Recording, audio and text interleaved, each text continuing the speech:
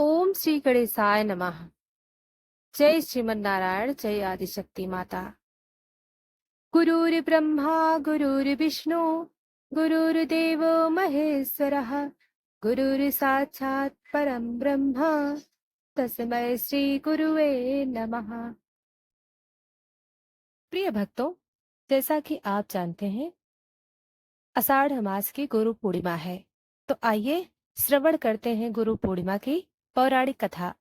प्रिय भक्तों, हमारी हर भक्ति वीडियो आप तक पहुंचे, इसके लिए वीडियो को लाइक सब्सक्राइब नहीं किया है तो लाइक सब्सक्राइब करें और बेल आइकन को जरूर दबाएं ताकि हमारी हर भक्ति वीडियो आप तक पहुंच सके। प्रिय श्रोताओं, आषाढ़ मास में आने वाली गुरु पूर्णिमा एक अत्यंत पावन और आध्यात्मिक महत्व वाली कथा है, जो हिंदू धर्म, जैन धर्म और बौद्ध धर्म तीनों में अत्यंत श्रद्धा से मानी जाती है। यह व्रत और पर्व गुरु तत्व की उपासना गुरु पूर्णिमा की पौराणिक कथा, उसका आध्यात्मिक महत्व और उससे जुड़े देवी देवताओं, ऋषियों और परंपराओं की कथा को श्रवण करते हैं। प्रिय श्रोताओं, इस दिन चंद्रमा पूर्ण रूप से परिपूर्ण होता है और बृहस्पति गुरु का प्रभाव अत्यंत शुभ माना जाता है। प्रिय श्रोताओं, गुरु पूर्णिमा को व्यास पूर्णिमा भी कहा जाता है, क्योंकि इस दिन महर्षि वेदव्यास का जन्म हुआ था। उन्होंने ही वेदों को 4 भागों में विभाजित किया: ऋग्वेद, यजुर्वेद, सामवेद, अथर्ववेद। 18 पुराणों, महाभारत और श्रीमद् भागवत महापुराण की रचना की। उन्होंने ही गुरु शिष्य परंपरा को लेखबद्ध करके अस्थायित्व दिया।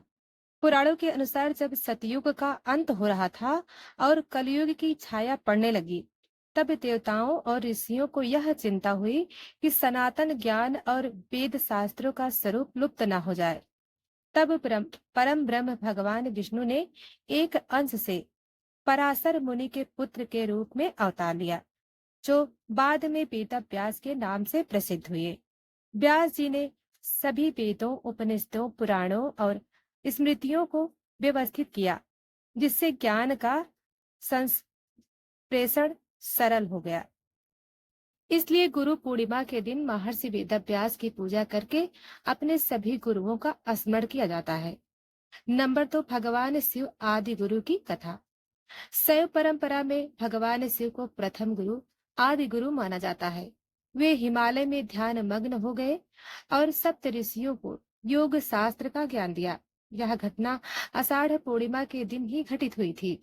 इसलिए गुरु पूर्णिमा के दिन शिव जी को ध्यान गुरु के रूप में पूजा जाता है। नंबर 3, भगवान दत्तात्रेय की कथा।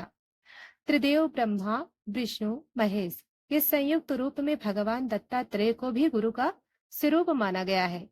उन्होंने 24 गुरुओं से ज्ञान प्राप्त किया, जिनमें पृथ्वी, वायु, अग्नि, जल, गगन, पशु पक्षी आदि शामिल हैं। उनका संदेश था कि हर अनुभव और प्रकृति से ज्ञान लिया जा सकता है। यही एक सच्चे शिष्य की पहचान है। नंबर 4, श्री कृष्ण और सांदीपनी ऋषि की कथा। श्री कृष्ण, बलराम और सुदामा ने उज्जैन के सांदीपनी ऋषि के आश्रम में शिक्षा प्राप्त की। श्री कृष्ण ने गुरु दक्षिणा में उनके मरे हुए पुत्र को यमलोक से वापस ला कर दिया। ऐसा अद्भुत उदाहरण गुरु के लिए त्याग और सेवा का है। नंबर 5, बौद्ध परंपरा की कथा। भगवान बुद्ध का प्रथम उपदेश।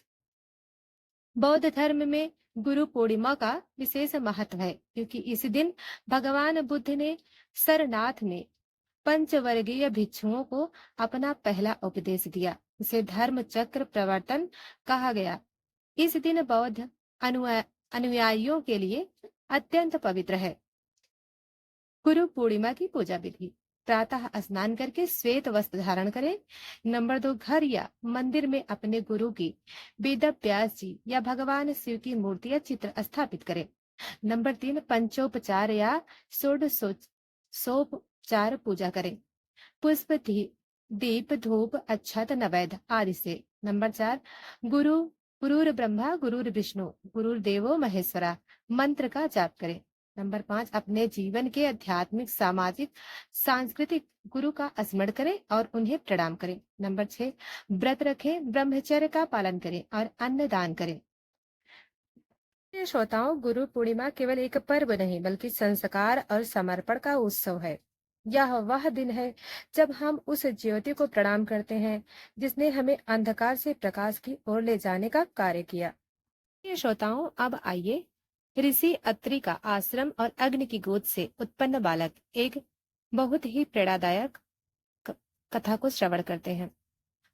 बहुत प्राचीन काल की बात है। सतयुग के अंतिम छोर पर जब अधर्म की छाया धीरे धीरे बढ़ने लगी थी, तब दंड कारंड के एक घने वन में ऋषि अत्रि का एक शांत तेजस्वी आश्रम स्थित था। यह आश्रम केवल तपस्या का केंद्र नहीं था, बल्कि वहां वेदों का पाठ, शास्त्रों का अभ्यास और ब्रह्म विद्या की गूढ़ शिक्षा दी जाती थी। एक दिन अत्रि मुनि अग्निहोत्र यज्ञ कर रहे थे। उसी समय यज्ञ कुंड से एक तेजोमय प्रकाश निकला और एक दिव्य बालक अग्नि की गोद से उत्पन्न हुआ। वह बालक अत्यंत तेजस्वी, शांत और स्थिर चित्त वाला था। ऋषि अत्रि ने उस बालक को देखकर कहा, यह कोई साधारण बालक नहीं, यह तो स्वयं अग्नि से उत्पन्न हुआ ज्ञान का अग्निपुत्र है। इसका नाम होगा द्रविड़। अत्रि मुनि ने उसे पुत्रवत स्वीकार किया और उसे गुरुकुल में शिक्षा भी दी जाने लगी। द्रविड़ एक ऐसा शिष्य था जो वेदों, उपनिषदों, ध्यान, तप, मंत्र और योग को कुछ ही वर्षों में आत्मसात कर गया। अन्य शिष्य उससे ईर्ष्या करने लगे, लेकिन द्रविड़ कभी अभिमान नहीं करता। वह सदा अपने गुरु के चरणों में बैठता और कहता, हे गुरुदेव, मुझे केवल एक ही विद्या चाहिए, वह जो अहंकार को भस्म कर दे और ज्ञान को नम्रता बना दे। ऋषि अत्रि ने उसे अग्नि, संयम, जल नियमन और मंत्रोच्चारण की दुर्लभ विद्याएं सिखाई, लेकिन एक विद्या उन्होंने छुपा ली, प्राणातिक्रम संधान विद्या, जिसके द्वारा कोई भी व्यक्ति मृत्यु के समय अपनी आत्मा को देह से निकालकर किसी अन्य शरीर में प्रवेश करा सकता है। उसी समय द्रविड़ पर्वत पर रहने वाला एक राक्षस गुरु शंखचूड़ स्वर्ग, पृथ्वी और मुनियों के आश्रम पर अपना नियंत्रण स्थापित कर रहा था। वह विद्या से भ्रष्ट था, लेकिन बल और छल से युक्त। वह चाहता था कि ऋषि अत्रि की शिष्य मंडली को हराकर उनके वेदों और मंत्रों का संग्रह अपने कब्जा में ले ले। शंखचूड़ ने दंडकारण्य पर आक्रमण किया और अत्रि मुनि को चेतावनी दी, या तो अपने सभी शिष्यों सहित मेरी शरण में आओ, या फिर अपने आश्रम को नष्ट होने दो। गुरु अत्रि शांत थे, लेकिन उनके शिष्य विचलित हो उठे। द्रविड़ ने हाथ जोड़कर कहा, गुरुदेव, मुझे आज्ञा दीजिए, मैं इस अधर्मी का अंत करूं। अत्रि मुनि ने कहा, द्रविड़, शक्ति से नहीं, समर्पण से युद्ध जीता जाता है।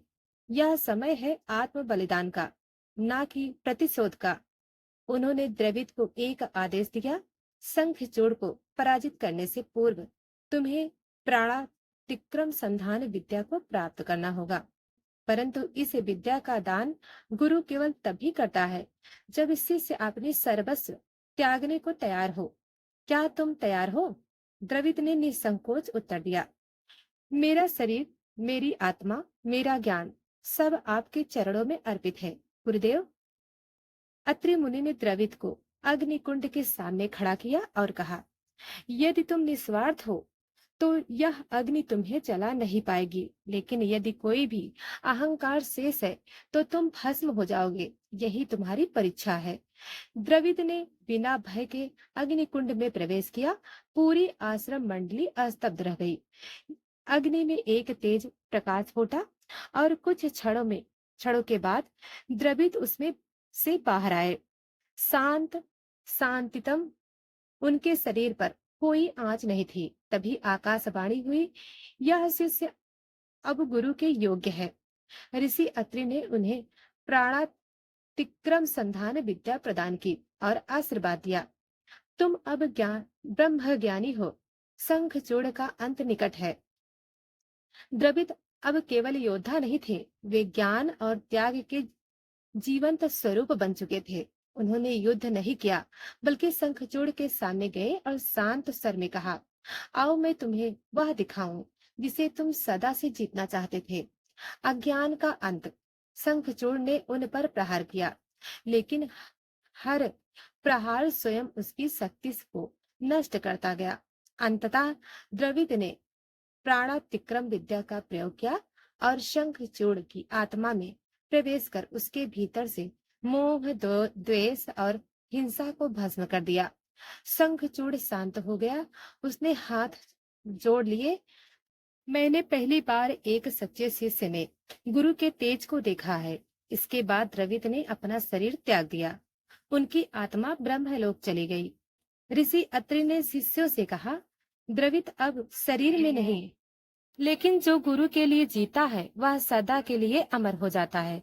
उस दिन से दंडकारण्य का नाम बदलकर रखा गया द्रविताश्रम, और वहां अब भी हर आषाढ़ पूर्णिमा को गुरु शिष्य परंपरा का पर्व अत्यंत श्रद्धा से मनाया जाता है। प्रिय श्रोताओं, प्रिय भक्तों, गुरु के बिना ज्ञान अधूरा है। शिष्य वही जो श्रद्धा, समर्पण और बलिदान से सीखे। असली युद्ध बाहरी शत्रु से नहीं, अहंकार से होता है। जो आत्मा गुरु को समर्पित हो जाती है वह ब्रह्म ज्ञान को प्राप्त करती है। त्वम न हि शब्देन गुरु चरणम सेवाय लभ्यते, त्यागेन तपसा विद्या, समर्पणेन परमम पदम।